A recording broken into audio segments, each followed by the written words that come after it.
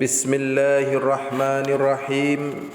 Assalamualaikum warahmatullahi wabarakatuh.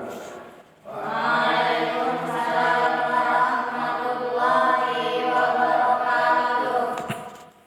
Alhamdulillah alladzi bi ni'matihi tatimmus shalihat. Allahumma salli wa sallim ala Muhammadin wa ala alihi wa ashabihi wa man tabi'ahum bi ihsanin ila yaumiddin wa ba'd. Dalam kesempatan pagi hari ini, hari Sabtu tanggal 11 Muharram 1445 Hijriah, kita insyaallah akan membahas tentang sifat wudu Nabi dan salatnya secara ringkas.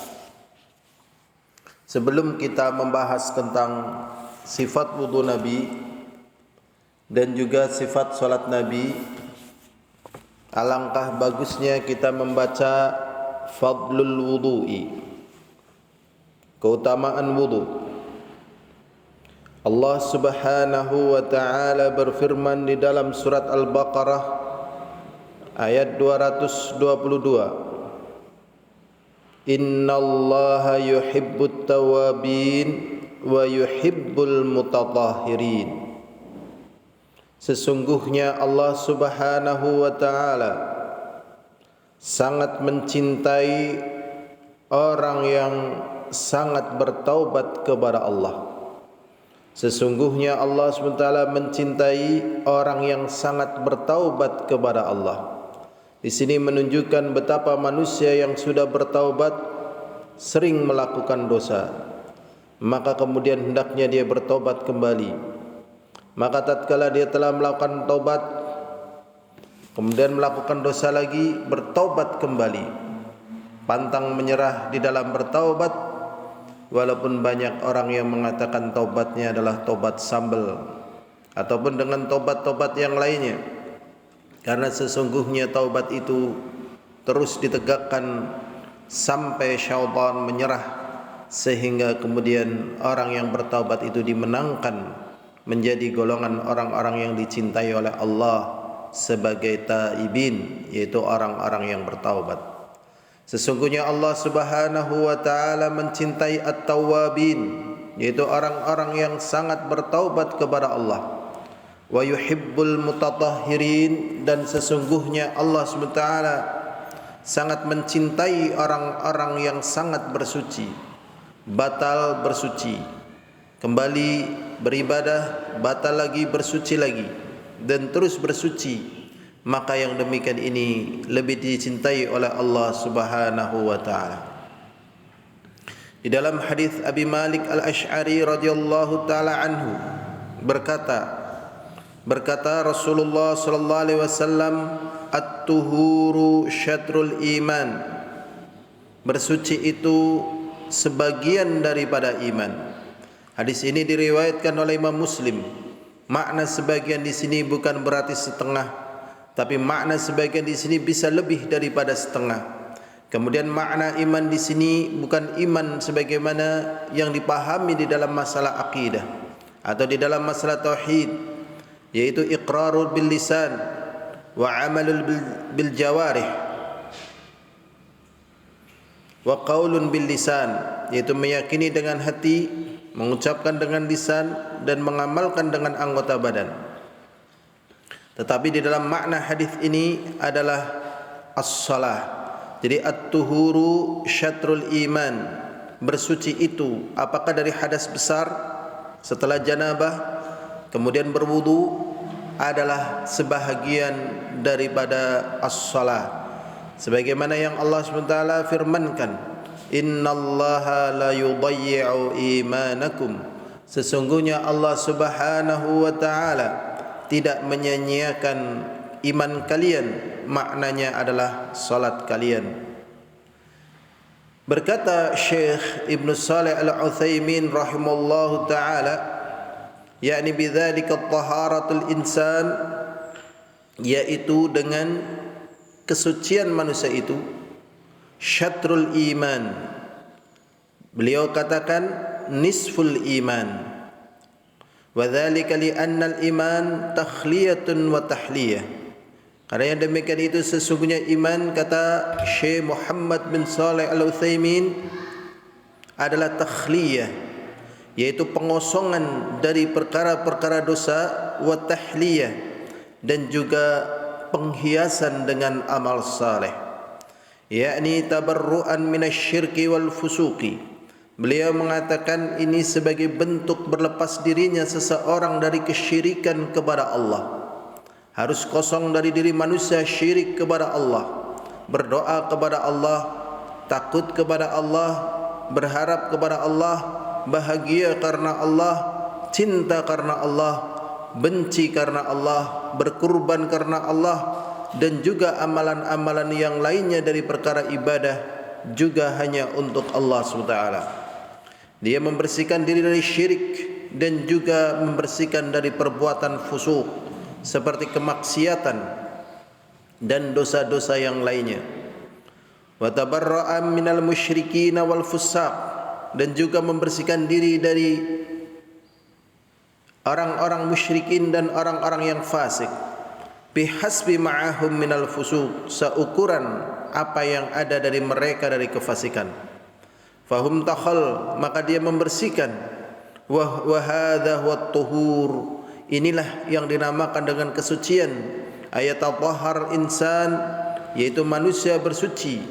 Taharatun hissiyah, dia bersuci secara hissiyah, yaitu secara apa yang ada di dalam dirinya.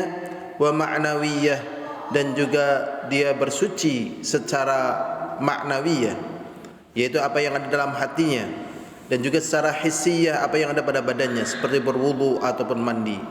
Ini tafsir daripada Syekh Muhammad bin Shalih Al-Utsaimin. Walaupun sebagaimana tadi yang sudah kita tafsirkan, makna iman di sini adalah as-shalah, tetapi beliau menafsirkan tentang syatrul iman, yaitu at-tuhur. At-tuhur di sini maknanya membersihkan baik hati ataupun badan dari kotorannya. Sehingga di sini taharatul insan, bersucinya manusia itu dari dua perkara, baik hissiyah ataupun ma'nawiyah. Min kulli ma fihi adha, yang terkandung padanya kotoran. Falihadza ja'alahu Rasul alaihi salatu wassalam syatrul iman. Maka dari itu Rasulullah sallallahu alaihi wasallam menjadikan taharah itu dari sebahagian dari iman. Maknanya apabila manusia sudah beriman kepada Allah, beriman kepada Rasul, beriman kepada malaikat, beriman kepada kitab-kitab, beriman pada hari akhir, beriman pada qada dan qadar, tetapi dia tidak membersihkan dirinya dari kotoran tersebut, maka keimanan yang demikian itu pun tidak bermanfaat bagi dirinya. Berarti orang yang beriman harus bersih badan dan juga harus bersih hati. Ini sebagaimana yang dikatakan oleh Rasulullah sallallahu alaihi wasallam, at-tuhuru syatrul iman. Ini yang pertama daripada keutamaan. Kemudian yang kedua, dari Abdullah As-Sanabihi radhiyallahu anhu, anna Rasulullah sallallahu alaihi wasallam qala, sesungguhnya Rasulullah sallallahu alaihi wasallam bersabda, idza tawadda al-'abdu al-mu'min, apabila seorang hamba yang beriman berwudu, fatamatmadha, kemudian dia berkumur-kumur, kharajatil khataya min fihi, kemudian akan keluar dari mulutnya dengan sebab dia berkumur-kumur dosa-dosa. Jadi hikmah daripada orang berwudu, tatkala dia berkumur, maka dosa-dosa yang berada di mulutnya akan dikeluarkan sebagai bentuk keutamaan Allah kepada mereka yang berwudu. Wa idza istanthara, dan apabila dia memasukkan air ke dalam hidung, kemudian dia mengeluarkan air tersebut dari hidungnya, kharajat khataya min anfihi, maka akan keluar kotoran-kotoran dosa dari hidungnya. Ada terkadang manusia tatkala malam hari dia tidak bangun malam, bahkan terlambat salat subuhnya, maka yang demikian ini adalah bentuk dari syaitan mengencingi lubang hidungnya, atau juga dosa-dosa yang lainnya, maka tatkala berwudu kemudian dia masukkan air ke dalam hidungnya dan mengeluarkannya, maka kotoran yang ada di dalam kedua rongga hidungnya akan dibersihkan. Fa idza ghasala wajhahu kharajat khataya min wajhi, dan apabila dia membasuh wajahnya, maka akan keluar dosa-dosa dari wajahnya, hatta takhruja, sampai keluar, min tahti ashfarin ainaihi, sampai keluar apa yang berada di bawah kelopak matanya. Betapa banyaknya manusia melakukan dosa, maka perbanyaklah wudu, karena akan membersihkan dengan sebab kutahan wudu tersebut dosa-dosa yang ada pada dirinya. Fa idza ghasala yadayhi, dan apabila dia membasuh kedua tangannya, kharajatil khataya, maka akan keluar kesalahan-kesalahan dan dosa-dosa, min yadayhi, dari kedua tangannya, hatta takhruja min tahti adfarihi yadayhi, sampai akan keluar dosa-dosa dari bawah kuku-kuku yang ada di kedua tangannya. Fa idza masa bi ra'si kharajat khataya, dan apabila dia mengusap kepalanya.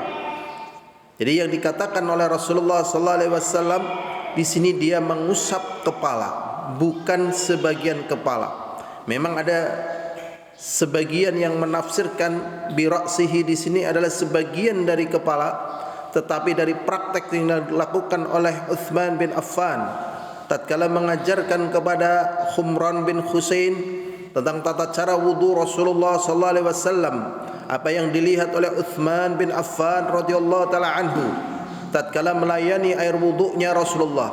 Beliau melihat cara wudunya Rasulullah, maka Rasulullah sallallahu alaihi wasallam mengusap kepalanya, bukan sebagian kepala, dari depan kemudian sampai tengkuk, kemudian kembali lagi sebagaimana di awal tadi, kemudian setelah itu beliau mengusap kedua telinganya.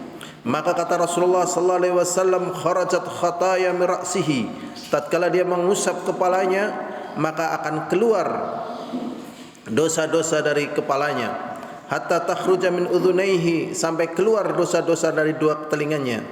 Fa idza ghassala rijlaihi, dan apabila dia mengusap dan apabila dia membasuh kedua kakinya, kharajat khataya min rijlaihi, maka akan keluar dosa-dosa dari kedua kakinya, hatta takhruja, sampai keluar, min tahti adfari rijlaihi, sampai akan keluar dosa-dosa dari bawah kuku-kuku yang ada di kedua kakinya.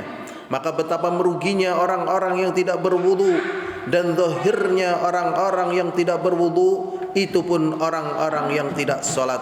Maka betapa untungnya orang-orang yang berwudu, karena biasanya orang yang berwudu itu adalah orang yang mau salat. Walaupun tidak mesti orang yang berwudu mau salat, tetapi orang yang salat harus berwudu. Maka akan keluar dosa-dosa dari kedua kakinya. Thumma kana masyuhu ilal masjidi wa salatuhu nafilah. Kemudian dia langkahnya ke masjid dan salatnya adalah salat sunnah. Demikian tatkala dia mengerjakan wudu, kemudian dia mengerjakan salat sunat, utamanya demikian ini. Bagaimana kalau dia berwudu untuk salat wajib? Tentunya pahalanya lebih besar. Maka di sini antara wudu dan salat ibaratnya satu gerbong yang saling memuliakan. Maka tatkala seseorang berwudu untuk salat, maka ini adalah kemuliaan. Maka tatkala dia berwudu untuk ibadah-ibadah yang lainnya, misalnya tatkala dia mau makan berwudu terlebih dahulu, tatkala mau tidur berwudu terlebih dahulu.